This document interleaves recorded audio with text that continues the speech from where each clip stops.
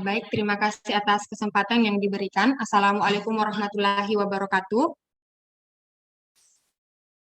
Saya Nurul Reski, NIM H05118106, akan menyajikan seminar Statistika 2 dengan judul penelitian Analisis Sentimen Kebijakan Merdeka Belajar Kampus Merdeka menggunakan mesin vektor pendukung dengan ekstraksi fitur word to fact dan pemodelan topik latent dirichlet allocation. Dengan pembimbing utama, Ibu Sri Astuti Tamrin, SSI MStat PhD, pembimbing pertama, Bapak Siswanto SSI MSI, serta penguji Ibu Dr. Ana Islamiyati SSI MSI, serta Bapak Andi Kresnajaya SSI MSI.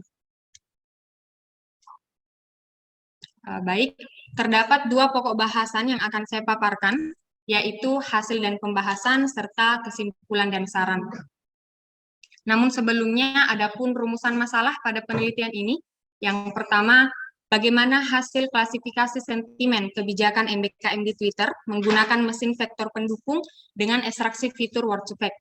Kemudian yang kedua, bagaimana hasil pemodelan topik LDA pada sentimen positif dan negatif terkait kebijakan MBKM di Twitter. Sejalan dengan rumusan masalah, tujuan penelitian ini yaitu memperoleh hasil klasifikasi sentimen kebijakan MBKM di Twitter menggunakan mesin vektor pendukung dengan ekstraksi fitur word to fact dan memperoleh hasil pemodelan topik LDA pada sentimen positif dan negatif terkait kebijakan MBKM di Twitter. Pada hasil dan pembahasan terdiri dari deskripsi data, praproses data teks, ekstraksi fitur word to fact, klasifikasi mesin vektor pendukung, serta pemodelan topik latent dirichlet allocation. Yang pertama terkait deskripsi data. Diperoleh 10.000 data yang terdiri dari tanggal publikasi tweet, isi tweet, serta username pengunggah tweet dari proses scrolling data Twitter dengan kata kunci Kampus Merdeka yang diunggah pada 20 Januari 2020 hingga 30 Maret 2022. Adapun struktur data hasil scrolling dapat dilihat pada tabel di atas. Kemudian dilakukan pelabelan secara manual terhadap 10.000 data ini menggunakan Dokeno, yaitu sebuah open source tools for annotation untuk mengklasifikasikan data sentimen ke dalam kelas sentimen positif dan kelas sentimen negatif. Data terlabeli sebanyak 1.579 data, kemudian 8.421 data lainnya diabaikan karena merupakan data noise, yaitu data yang sebagian besar berisi informasi yang tidak berarti, misalnya tweet yang mengandung kalimat-kalimat yang tidak dapat diklasifikasikan ke dalam sentimen positif atau negatif. Adapun distribusi data terlabeli terdiri dari sentimen positif sebanyak 670 data dan sentimen negatif sebanyak 909 data. Bar chart-nya dapat dilihat di atas, terlihat bahwa kelas sentimen negatif lebih banyak dibandingkan dengan kelas sentimen positif. Hal ini menunjukkan bahwa pada rentan waktu data dikumpulkan, masyarakat lebih banyak mengunggah tweet yang berisi tentang kritikan, penolakan, atau ketidakpuasan dibandingkan dengan dukungan terhadap kebijakan MBKM. Selanjutnya melakukan praproses data teks, yaitu proses mempersiapkan data sebelum dilakukan sebuah analisis. Data diproses sehingga menjadi lebih terstruktur, misalnya dengan menghilangkan angka, tanda baca, dan sebagainya. Adapun langkah-langkah yang dilakukan pada praproses data teks, yang pertama data cleansing, yaitu membersihkan data dari noise dengan cara menghapus URL, username, hashtag, angka, dan tanda baca. Yang kedua, case folding, yaitu proses penyamaan case dalam dokumen, sehingga seluruh dokumen teks konsisten terhadap penggunaan huruf kecil. Yang ketiga, spelling normalization, yaitu proses substitusi kata-kata yang salah eja atau disingkat dalam bentuk tertentu. Yang keempat, stemming, yaitu proses mendapatkan kata dasar dengan cara menghilangkan awalan, akhiran, serta kombinasi awalan dan akhiran. Yang kelima, stop word removal, yaitu menghilangkan konjungsi yang terlalu sering muncul namun tidak memberikan arti terlalu penting terhadap isi teks. Kemudian yang terakhir yaitu tokenizing, proses pemotongan teks menjadi kata sehingga menjadi token yang dapat dianalisis. Adapun struktur data sebelum dan setelah dilakukan praproses data teks dapat dilihat pada tabel di atas. Selanjutnya melakukan ekstraksi fitur untuk mengubah data teks menjadi data numerik agar selanjutnya dapat dilakukan analisis sentimen. Ekstraksi fitur word to vec dilakukan untuk mendapatkan vektor kata dasar. Vektor ini kemudian digunakan sebagai data input untuk membangun model klasifikasi mesin vektor pendukung. Adapun kata dasar yang diperoleh dari 1.579 data tweet adalah 490 kata. Dengan ekstraksi fitur word to vec arsitektur skipgram 100 dimensi dengan window size sebesar 5, menggunakan algoritma negatif sampling dengan jumlah sampel negatif sebanyak 17, diperoleh vektor setiap kata dasar yang masing-masing berukuran 1 kali 100 dengan elemen vektor berisi angka-angka yang merepresentasikan kata tersebut. Adapun vektor setiap kata dapat dilihat pada tabel di atas. Selanjutnya kita dapat melakukan klasifikasi mesin vektor pendukung. Namun sebelumnya perlu dilakukan split data atau membagi data menjadi data training dan data testing dengan rasio 80:20 menggunakan 10-fold cross validation. Diperoleh data training sebanyak 1.263 dengan 535 data bersentimen positif dan 728 data bersentimen negatif. Kemudian data testing sebanyak 316 data dengan 135 data bersentimen positif dan 181 data bersentimen negatif. Data training kemudian digunakan untuk membangun model klasifikasi mesin vektor pendukung. Menggunakan metode trial and error, diperoleh parameter terbaik adalah menggunakan klasifikasi mesin vektor pendukung kernel RBF dengan parameter C sama dengan 1 dan parameter gamma sama dengan 0,2875. Dengan fungsi kernel dan fungsi hyperplane dapat dilihat di atas. Performa model klasifikasi diukur dengan confusion matrix dari hasil prediksi pada data testing.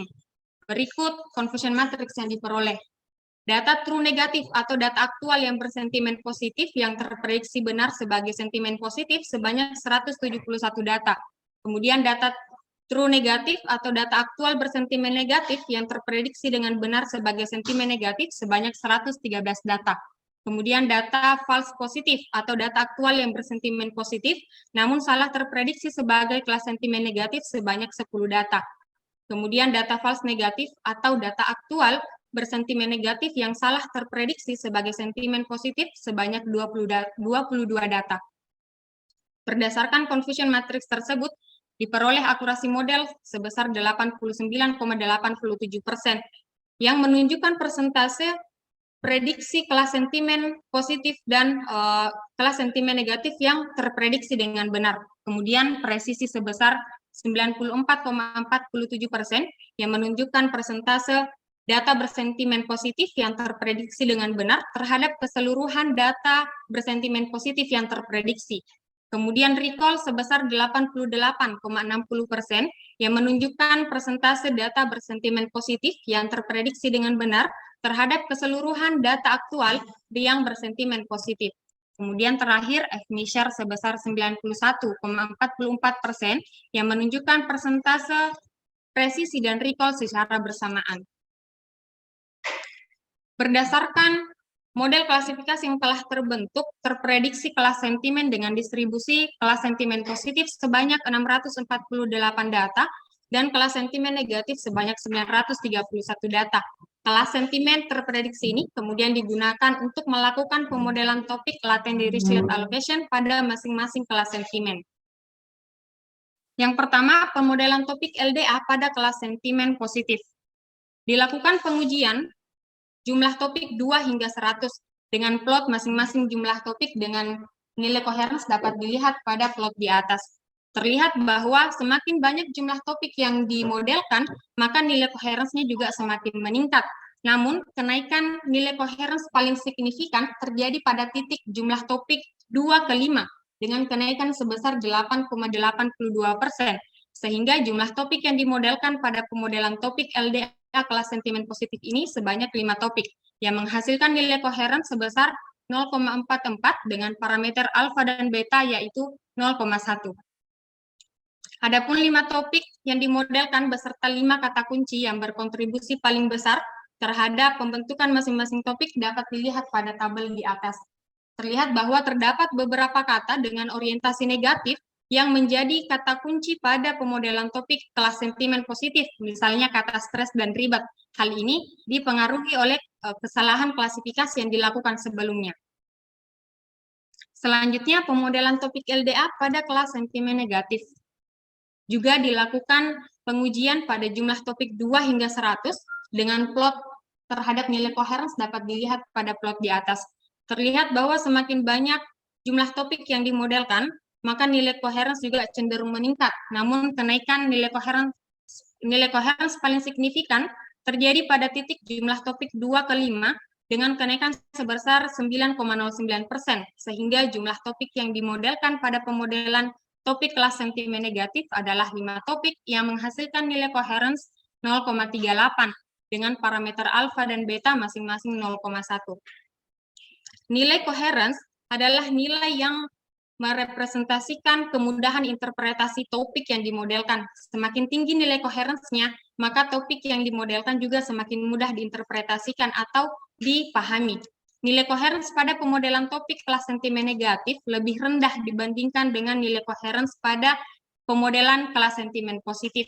Hal ini menunjukkan bahwa topik-topik yang dimodelkan pada kelas sentimen negatif lebih susah diinterpretasikan atau dipahami dibandingkan dengan topik-topik yang dimodelkan pada kelas sentimen positif. Adapun 5 topik yang dimodelkan beserta 5 kata kunci yang membentuk topik-topik tersebut pada kelas sentimen negatif dapat dilihat pada tabel di atas. Juga terlihat bahwa terdapat kata-kata dengan orientasi positif yang berkontribusi besar pada pembentukan model topik di kelas sentimen negatif, misalnya kata keren. Hal ini lagi-lagi dipengaruhi oleh kesalahan klasifikasi yang dilakukan sebelumnya. Kemudian berdasarkan hasil dan pembahasan yang telah dipaparkan, kesimpulan penelitian ini yang pertama, hasil klasifikasi sentimen kebijakan MBKM di Twitter menggunakan mesin vektor pendukung kernel RBF dengan ekstraksi fitur word to fact adalah 648 tweet sentimen positif dan 931 tweet sentimen negatif dengan akurasi model klasifikasi sebesar 89,87%, presisi 94,47%, recall 88,60%, serta F-measure 91,44%. Kesimpulan kedua, pemodelan topik LDA pada sentimen positif dan negatif terkait kebijakan MBKM di Twitter menghasilkan 5 topik dengan masing-masing nilai coherence 0,44 dan 0,38.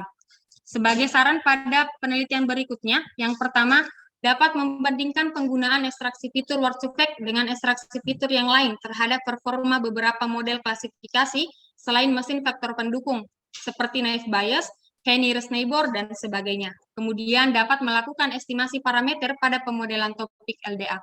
Sekian yang dapat saya paparkan. Terima kasih. Assalamualaikum warahmatullahi wabarakatuh.